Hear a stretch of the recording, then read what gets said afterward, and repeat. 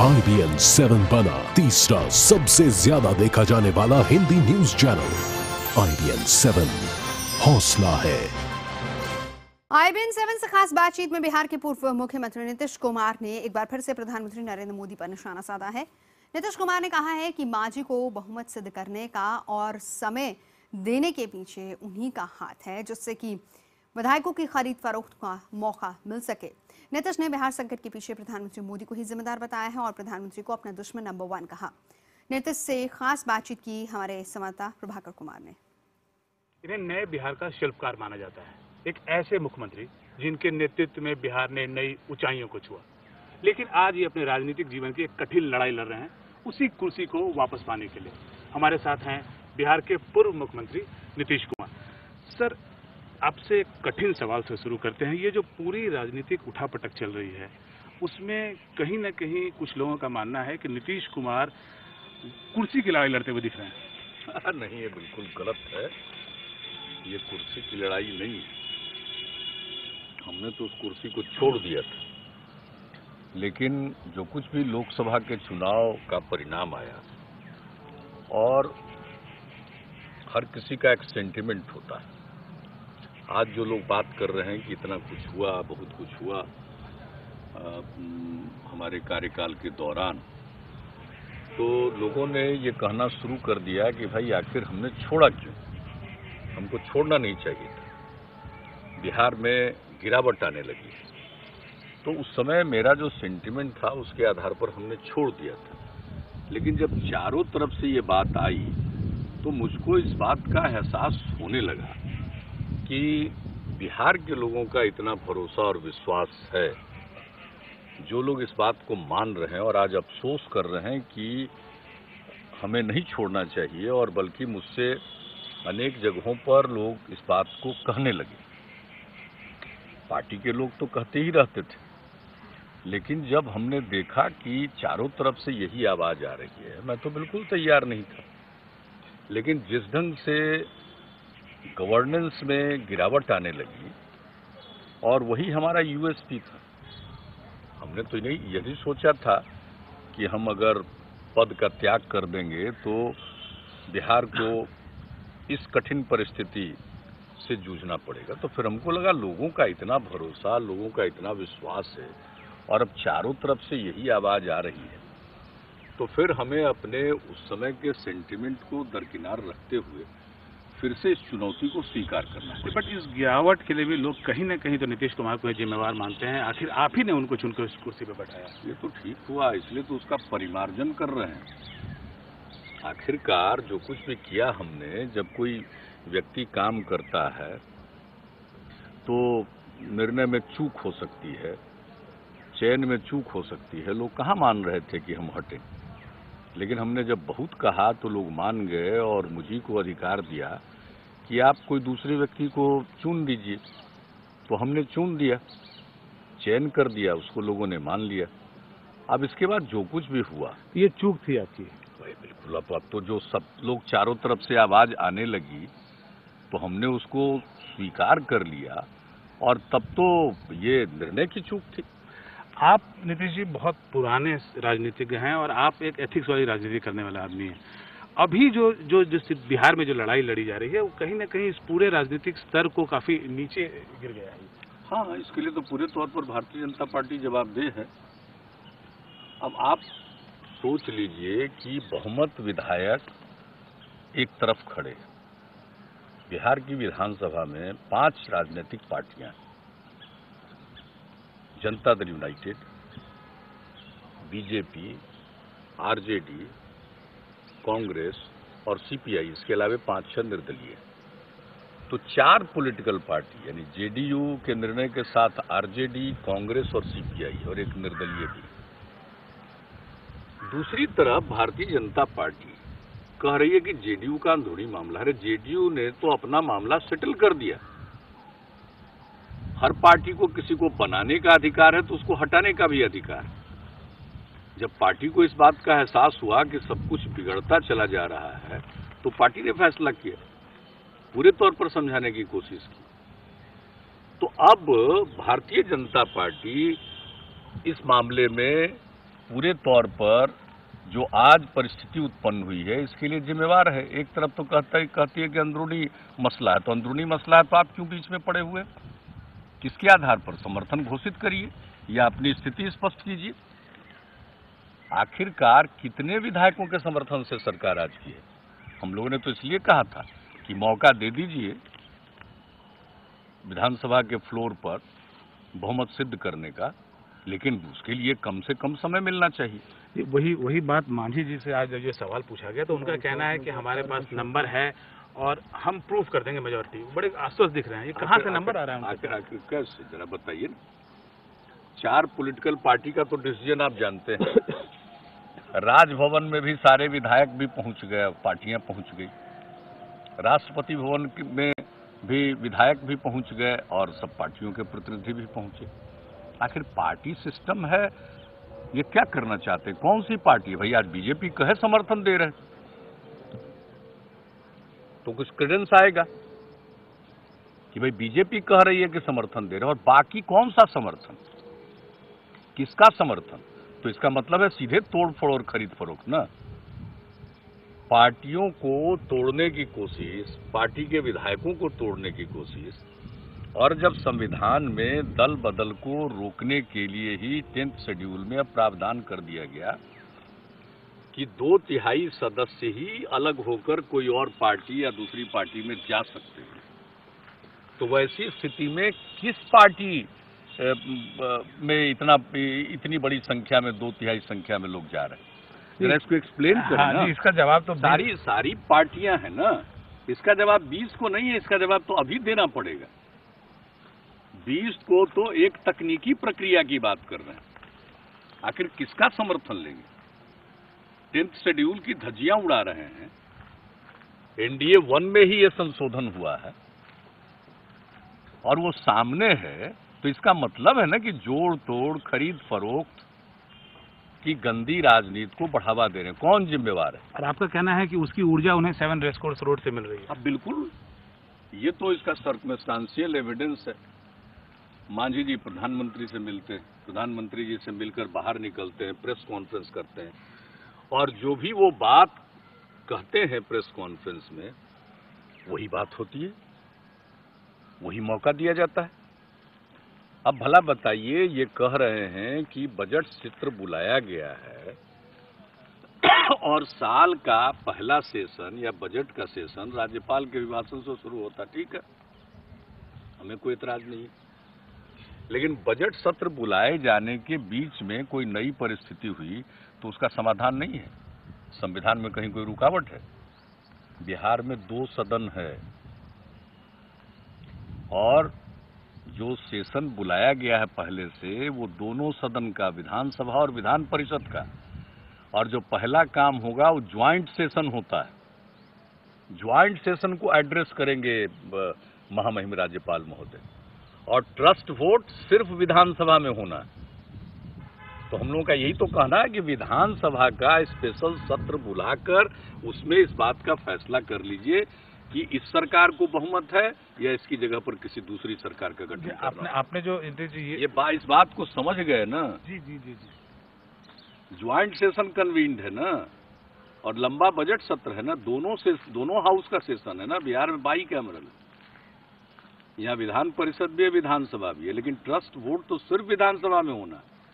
विधानसभा का तत्काल अगर सिर्फ विधानसभा की बैठक बुलाई जाए, अलग से बुलाई जाती, तो इसमें किस संवैधानिक प्रावधान का उल्लंघन होता? लेकिन अब ये इस तरह की बात कर रहे हैं चूंकि वो तिकड़म का सहारा ले रहे हैं। देखिए, राज्यपाल महोदय से जब हम लोग मिलने गए और जब सारे पार्टी के लोग, चारों पार्टी के लोग थे, एक निर्दलीय भी थे, और उनको जब ये रखा गया तो इस बात से वो कन्विंस थे और उनको लगा कि हाँ, राज्यपाल किस सरकार का अभिभाषण पढ़ेंगे। यानी वो इस बात के लिए कन्विंस थे कि बजट सेशन के पहले बहुमत का फैसला हो जाना चाहिए। लेकिन इसके बाद फैसला होता है कि उस बजट सत्र में राज्यपाल के अभिभाषण के बाद ट्रस्ट वोट होगा।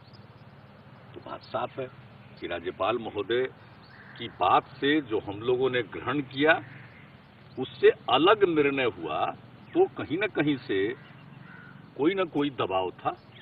और जिस प्रकार से इतना लंबा समय देना, जबकि सब किसी को मालूम है, तो एक तो अनैतिक कि भाई एक तरफ संवैधानिक व्यवस्था है, 10th शेड्यूल के बाद 2/3 से कम सदस्य किसी पार्टी के जा नहीं सकते। अब बीच में हाईकोर्ट के एक फैसले को लेकर के क्या क्या उड़ाया गया और फिर वो फैसला क्लैरिफाइड हो गया। राजनीतिक दलों के अपने निर्णय पर कोई रोक नहीं लगाई जा सकती। जो राजनीतिक दल किसी को नेता बनाने का फैसला लेगा और उसका तो उसका हाथ कट जाता है क्या? उसका तो नेता का परिवर्तन नहीं कर सकता। भारतीय जनता पार्टी में किसी राज्य में परिवर्तन नहीं हुआ है क्या नेतृत्व का? सही बात है। हाँ। एक बार हुआ है क्या? अनेकों बार हुआ है, अनेकों बार होते रहता है। और अगर एक बार कोई मुख्यमंत्री बन गया, वही सब कुछ है, पार्टी कुछ नहीं कर सकती है, ऐसा कोई संविधान का इंटरप्रिटेशन आपने सुना है पहले? और किसी पार्टी का, कांग्रेस पार्टी में भी या किसी भी पार्टी में अगर किसी की सरकार है, किसी को नेता बनाया जाता है, तो क्या उस दल को नेता परिवर्तन करने का अधिकार नहीं है? और यहां अगर नेता परिवर्तन किया गया तो इसमें कौन सी अजूबी बात है, अनोखी बात है? तो इसलिए यह सब बातें जो की जा रही है, किसी के बहुमत का दावा किया जा रहा है, हमने तो कभी नहीं कहा कि भाई, हम लोगों ने ये कभी नहीं प्रे किया कि भाई तत्काल ओथ करा दीजिए और या कुछ भी कर दीजिए। हम लोगों ने तो यही मिलकर के कहा कि भाई आप फ्लोर टेस्ट की भी इजाजत देना चाहते हैं तो दीजिए, लेकिन समय उस हिसाब से कम दीजिए, ताकि ये जोड़ तोड़, खरीद फरोख्त का जो वातावरण बनाया गया है, दरअसल स्क्रिप्ट दिल्ली में लिखा गया और उसी के मुताबिक सब कुछ हो रहा है। खरीद फरोख्त। अब इसको आप कैसे एक्सप्लेन करेंगे? जो निर्णय लिए जा रहे हैं, गवर्नर साहब ने भी कह दिया कि फ्लोर टेस्ट करना है, मतलब your majority is under doubt. दावा कोई करे, बिल्कुल सही, बिल्कुल सही। हमारे दावे को भी छोड़ दीजिए, किन्हीं के दावे को छोड़ दीजिए। फ्लोर टेस्ट करने के लिए चाहे इतना समय देकर ही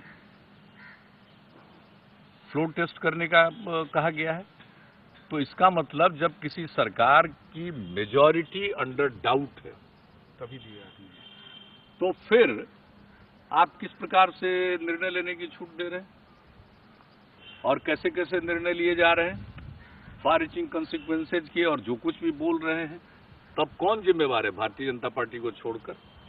बट आप हॉर्स ट्रेडिंग की बात कर रहे हैं नीतीश जी, लगातार आप इस बात को उठा रहे हैं, हॉर्स ट्रेडिंग की बात।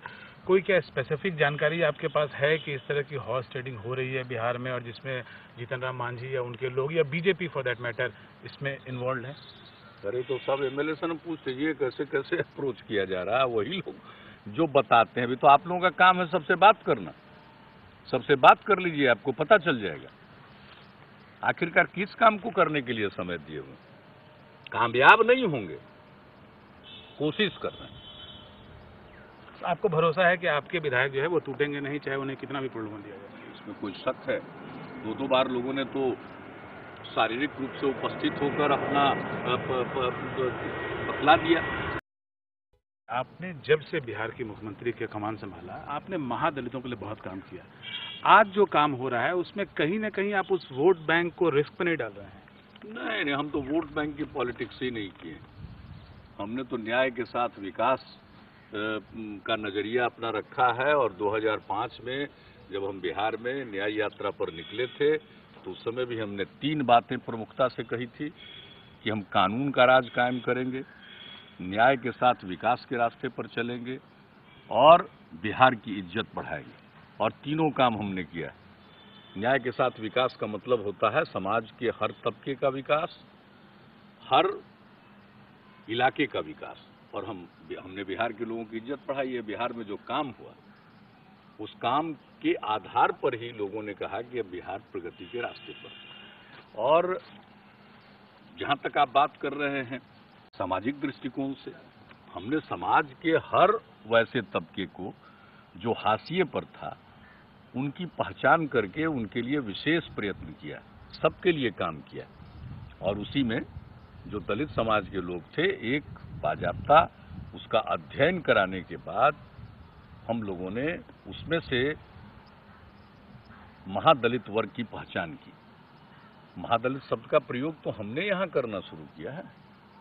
इसका मतलब ये नहीं है कि दलित समाज के लोगों की कोई उपेक्षा है। जो काम पूरे शेड्यूल कास्ट के लिए होने हैं वो काम होते रहेंगे, लेकिन उसमें भी जो ज्यादा पिछड़े हैं उनके लिए थोड़ा स्पेशल एफर्ट, विशेष प्रयास, इसी के लिए तो किया था हम लोगों ने। हमने काम किया है ये कोई वोट के लिए काम नहीं किया, और इस विचार में तो कोई तब्दील नहीं आएगी। बल्कि इधर हम देख रहे हैं कि जो भी इस तरह के तबकों के लिए हम लोग काम कर रहे थे, तो सब में कहीं न कहीं घाल मेल करने की कोशिश हुई है, डाइल्यूट करने की, उसे डाइल्यूट। मेरा अगला सवाल भी वही था। नीतीश कुमार को पूरे देश में जाना जाता है विकास के लिए। आपने जो सक्सेसर चुना वो एक डिवाइसिव पॉलिटिक्स कर रहे हैं, कास्ट पे, क्रीड पे, मतलब एक सोशल इंजीनियरिंग में लगे हुए हैं और विकास की बात नहीं कर रहे हैं। उसका भी ब्लेम कहीं न कहीं नीतीश कुमार पे ही जाता है। देखिए, जितना ब्लेम हम पर थोपना है, ब्लेम थोपते रहिए, उसमें तो हम कुछ कर नहीं सकते।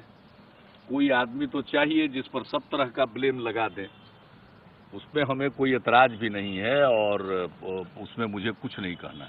लेकिन हमने जो चयन किया, किसी जाति के आधार पर चयन नहीं किया। जब हमने चयन किया, हमको पार्टी के विधायकों ने विधायक दल में अधिकृत किया, विधानमंडल दल में, तो हमने एक व्यक्ति को मनोनीत किया जो हमारे सहयोगी थे मंत्रिमंडल में। और जब बाहर हम निकले, हमसे पूछा गया, तो हमने कभी कास्ट की बात नहीं कही और हमने कभी नहीं कहा। इसलिए हमने कोई कास्ट कार्ड नहीं खेला था, बल्कि बनने के बाद जो भी कहते रहे हों ये लोग, या दूसरे लोग कहते रहे, या आज बीजेपी बहुत प्रमुखता से दूसरे लोग नहीं वही कहते हैं जिनको आपने चूज किया था। वो बोलते हैं कि मैं महादलित था इसलिए मुझे, इसलिए हमने तो नहीं कहा था कि आप महादलित हैं इसलिए चूज किया, हमने तो नहीं कहा था। ये तो लोग अपनी सुविधा के लिए और अपनी सुविधा से कोई बात कहते हैं, हम लोगों ने तो नहीं किया था। एक व्यक्ति के नाते चयन किया। व्यक्ति के काम को देखकर जब चारों तरफ हाहाकार मचने लगा, तो हमने कहा कि इसमें कोई परिवर्तन करने की आवश्यकता है। पार्टी ने फैसला किया, तो मैं तो ये जिम्मेवारी लेने को तैयार नहीं था पहले। लेकिन जब हमने देख लिया बिहार के लोगों की इच्छा, लोगों की उम्मीदें और अभी जो काम हो रहा था, उसको देखते हुए हमने कहा ठीक है, हम इस चुनौती को स्वीकार करते हैं। मैंडेट लोगों ने मुझको दिया था, इसलिए हम फिर से काम करेंगे और जितना क्षरण हुआ है उसको दुरुस्त करने की कोशिश करेंगे। इसलिए अब जो कास्ट कार्ड खेल रहे हैं, और इसमें बड़ी जो दिल्ली में स्क्रिप्ट लिखा गया है, उसमें भी ये बात है कि जो करना है वो करो, और जितना अटैक करना हो जेडीयू पर और एक व्यक्ति के रूप में मुझ पर, वो करो। वही उसी स्क्रिप्ट के हिसाब से काम हो रहा है। मतलब नीतीश कुमार दुश्मन नंबर वन है, दुश्मन नंबर वन है। बिल्कुल बिल्कुल, इसमें कोई शक ही नहीं है कि हम सबसे बड़े दुश्मन कुछ लोगों की नजर में। तो इस तरह की बात कर रहे हैं, तो मुझको अब इन सब चीजों की कोई चिंता नहीं है। हमने फैसला कर लिया और फैसला किया है बिहार के हित में, और इसके लिए भी मेरे ऊपर अटैक होंगे तो हम अटैक झेलेंगे।